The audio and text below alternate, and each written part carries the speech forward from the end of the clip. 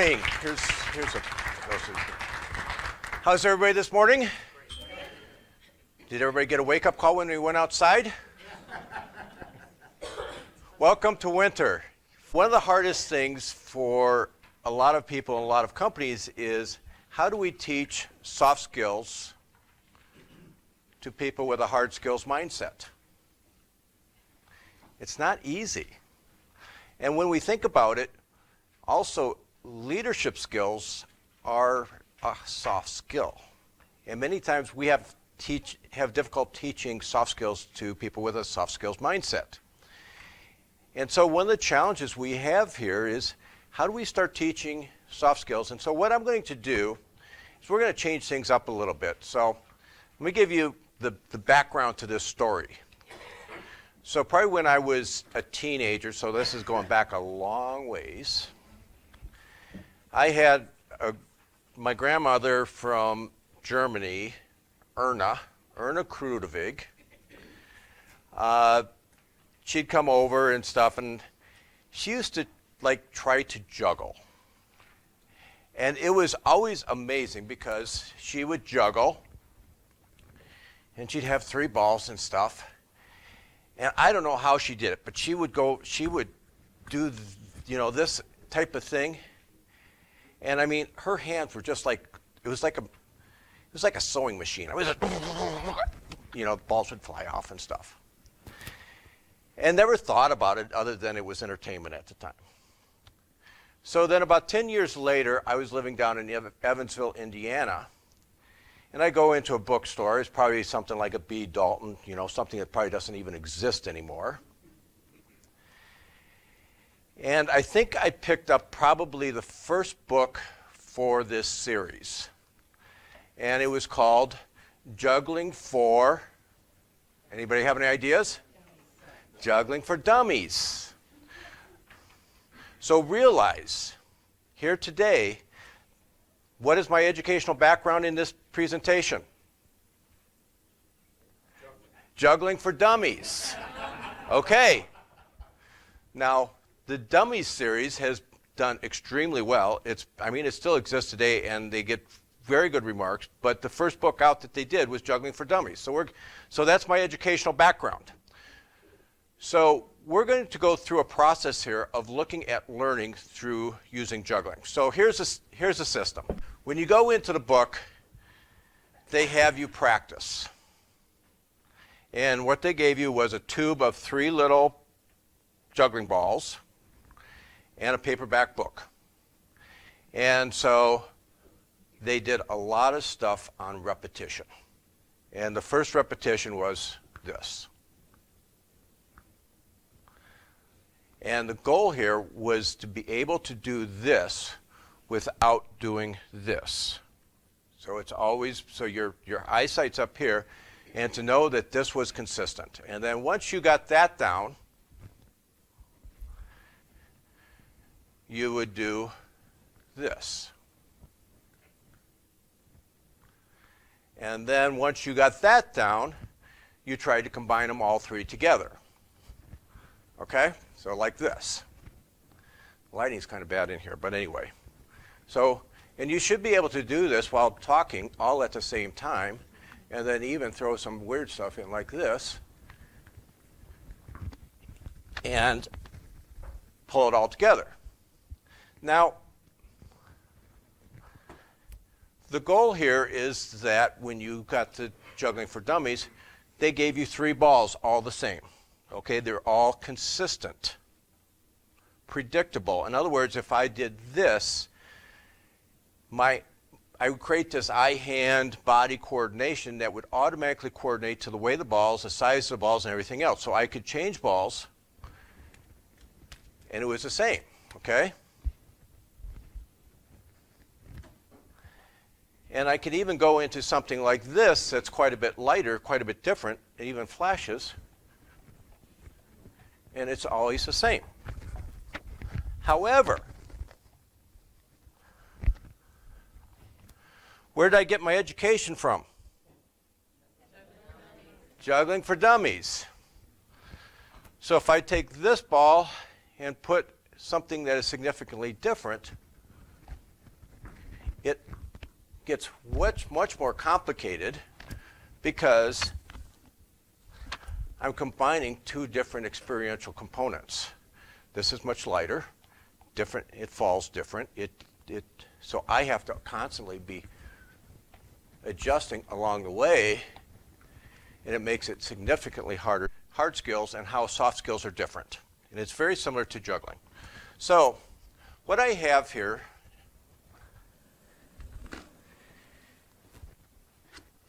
is stuff, okay? And I want Sharon to come through here and say, okay, in the red bucket, there's probably a 90 to 95% chance that I could juggle those components with one or two of the existing yellow balls here, okay? And in the blue bucket over here, Sharon's going to put the ones that are probably too much outside the ordinary. It's going to really complicate things a lot. Make sense? Okay, Sharon, give it a shot. Oh. Wait a second. You may want to do a little bit of audience participation here because, I'm not that good. And, if someone gets hurt here, you could be liable. If they're participating, that you kind of spread the liability, okay? Yeah, all right. Okay, so here's the deal. I talked to Sharon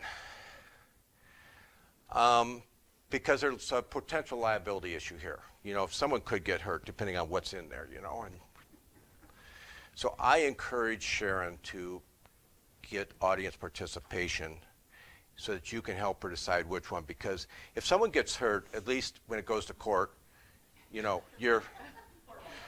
you're all liable and Sharon's off the hook, okay? Everybody game? Okay. So Sharon, so this is one side. This is a 90-95%. Yep. This is one that's probably way outside of my capability, because where did I get my education from? Juggling for Dummies. So that is a relevant thing. He's up here for you?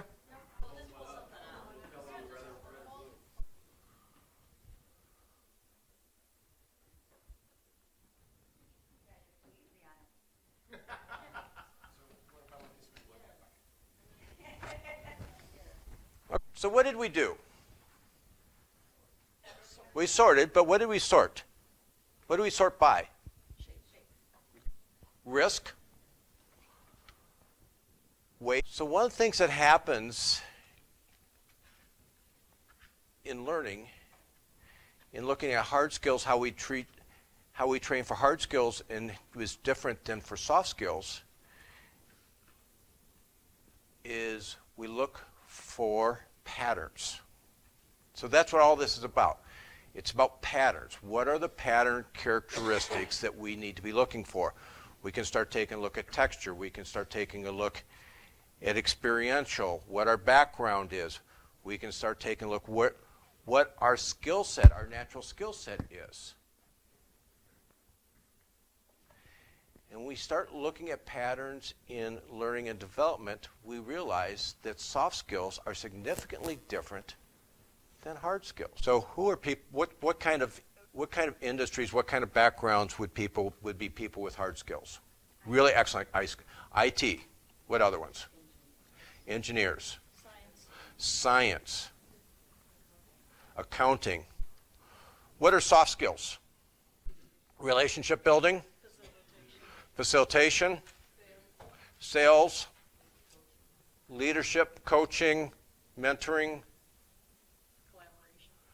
Collaboration, teamwork. These are significantly different than hard skills, okay?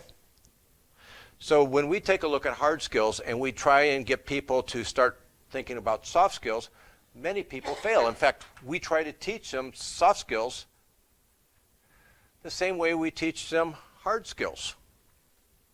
We give them a book. We send them to a seminar. We give them e-learning programs. We do all of this types of stuff. It says we've been trying to push things down that that tube and it does not work. And that's part of this process is we need to separate the two. So when we take a look at learning at hard skills, so let's go back to hard skills.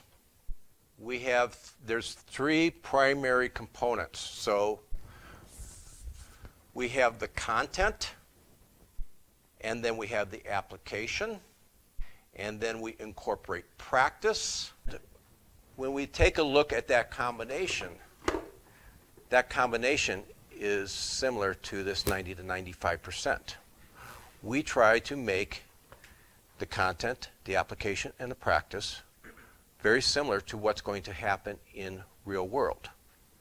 And therefore, we can actually teach hard skills with e-learning programs, with seminars, with those types of things, because what we're learning here at this exact moment, we go back to work, is only a little bit different than what we learned over here.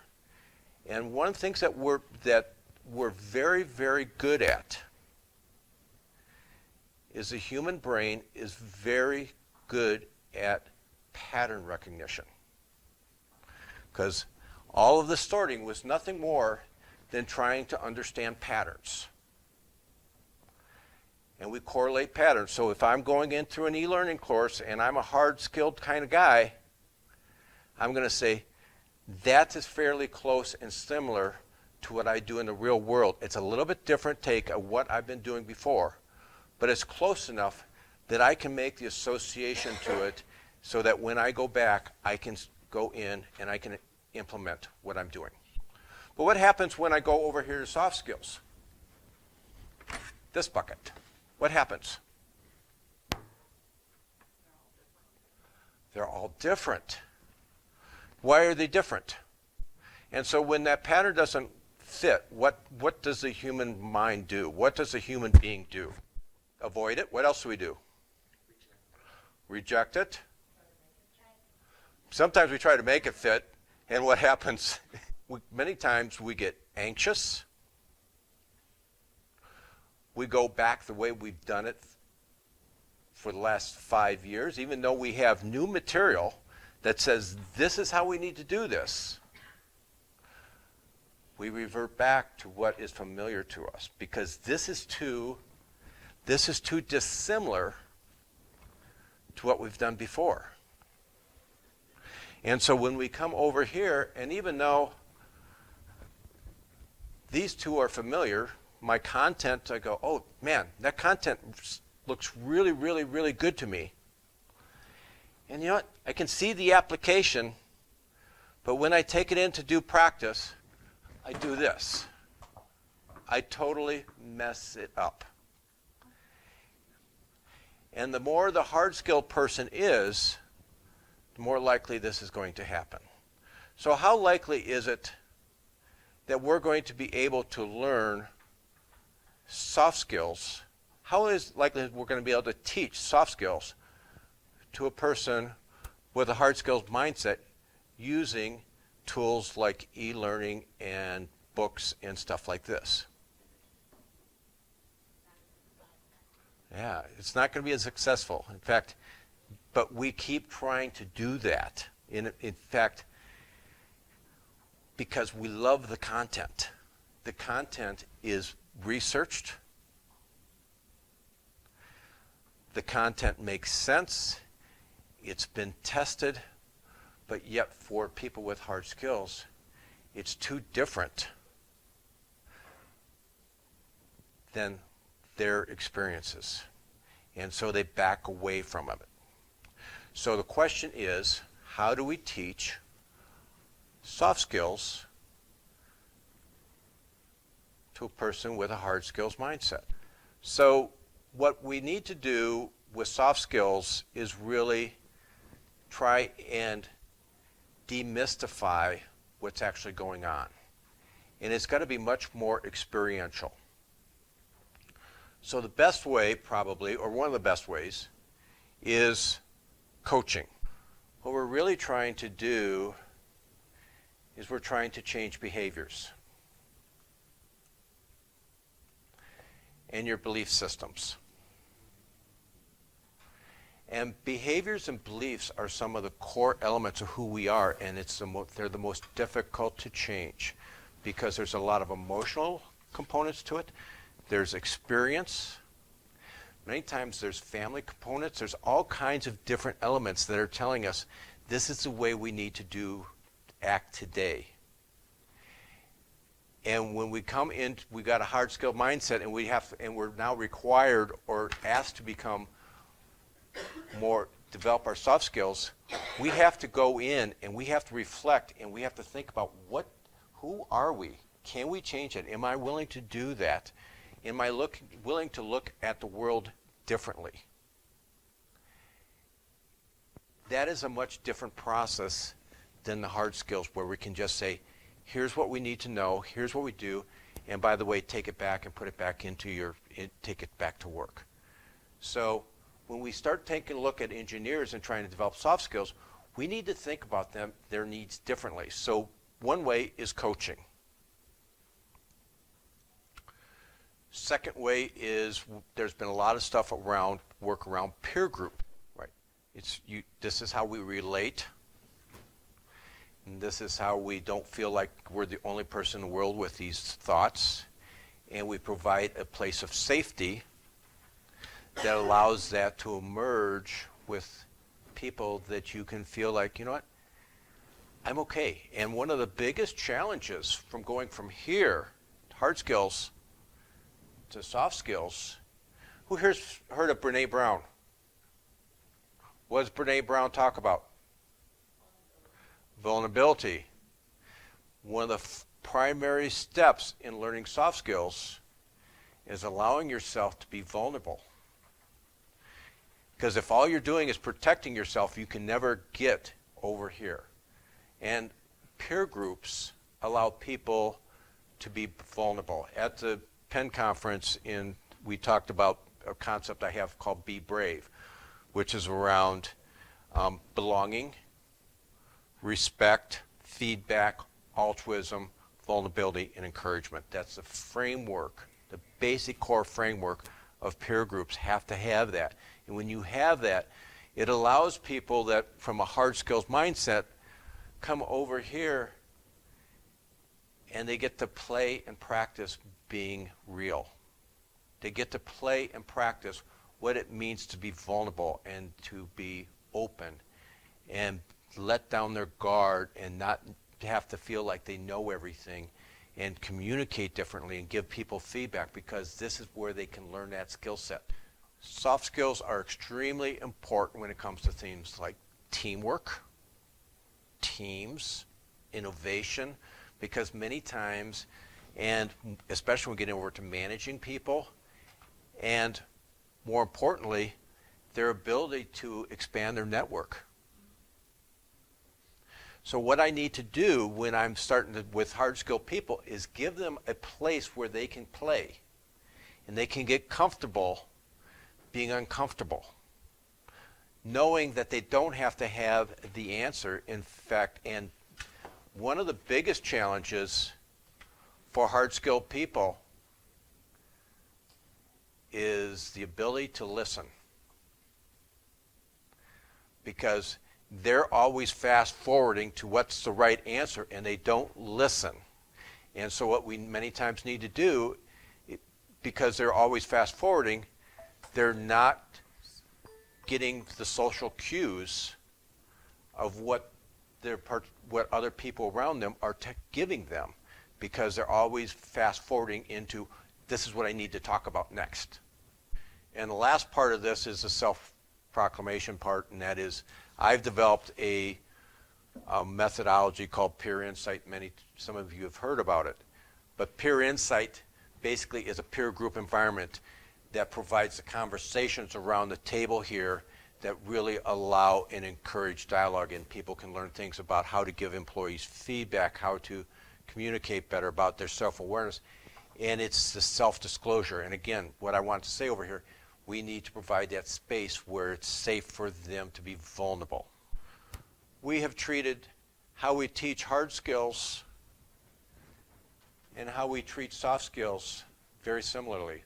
We provide them content, we give them an application, we give them a little bit of practice, and then we test them for proficiency.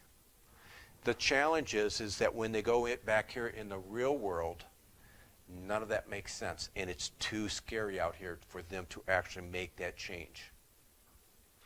And so I suggest that actually, when we start taking a look at soft skills, we flip the model upside down. That most of it has to be around application and sharing and stories, and very little of it is related to the content. And so therefore in soft skills, content is not the driver. It's the people around the table. It's the experiential component of the application. Or what I want to say is, over on this side, this is where we bring context into the situation. This side is about content. This side is about context. So when we think about all of that coming together, what we have done is we've changed the model. And when we start thinking of people with hard skills, we have to look at them different and say, if we're going to help you, we can't give you a content-rich application. We have to provide you a very context-rich environment from what to nurture. And this process, because we're changing beliefs and challenging belief systems and behaviors, is a much slower process. This will take months. This is a journey. This side over here, I can apply right away. And that is the big difference. So when we started this, we talked about juggling. And where did I get my education from? Juggling for Dummies. Juggling for Dummies. And as long as I kept the three balls that were all fairly consistent together, I have a pretty good application chance of juggling those three balls. But as soon as I bring in quite diverse elements like this or like this, my success rate of being able to juggle these is going to go way down. And this is exactly what happens in the real world when we talk about hard skills versus soft skills. And that's my program.